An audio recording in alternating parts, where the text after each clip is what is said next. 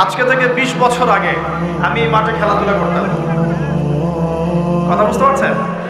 বিশ্বাস করলেন না? আজকে থেকে 20 বছর আগে আমি এই মাঠে খেলাধুলা করেছি।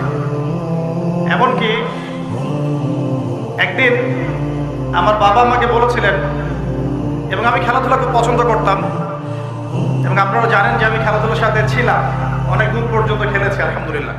তো আমার বাবা আমাকে বলছিলেন যে খেলাধুলা করতে যেতে ইচ্ছা করছে। আমি বললাম যে হ্যাঁ। তো আমার মনে আছে ঠিক ওই যে ছেলেগুলো যেখানে দাঁড়িয়ে আছে ওই জায়গাটাতে আমি খেলছিলাম। আমার ব্যাচমেট যারা আছেন এখানে উপস্থিত হয়তো তারা জানবেন বিষয়টা। ক্রিকেট, অবশ্যই ক্রিকেট। আর ক্রিকেট খেললে আমি ব্যাটিং করতাম, বলিং করতাম না। ব্যাটিং করেই পালাতাম, ফিল্ডিং করতাম না, এত খাটনির মধ্যে নাই। তো খেলতে খেলতে শুনলাম যে বাসায় আমার বাবা মারা গেছেন, ইন্না লিল্লাহি ওয়া ইন্না ইলাইহি রাজিউন। আমার বাবা আর মা এখানেই থাকতেন, ঠিক এই বাজারের সামনের বাসায়। এখানে আমার শৈশবটা কেটেছে। এরপরে আমি সর্ধল সরকারি প্রাইমারি স্কুল উচ্চ বিদ্যালয়ে পড়েছি 1 বছর। এটা অনেকেই জানেন।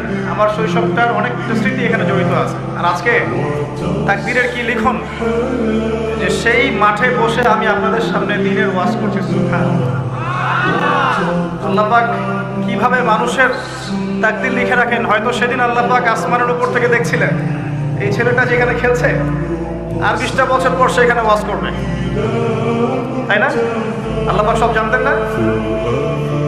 আমার পাশে ওস্তাদকে দেখছেন, এই যে ছোট ছেলেটা তেলাওয়াত করে গেল কোরআন, তার চেয়েও ছোট বয়স আমার, তখন 7 থেকে 8 বছর হবে। আমার কোরআনের হাতে খড়ি হয়েছে ওস্তাদ নজরুল হুজুরের কাছে।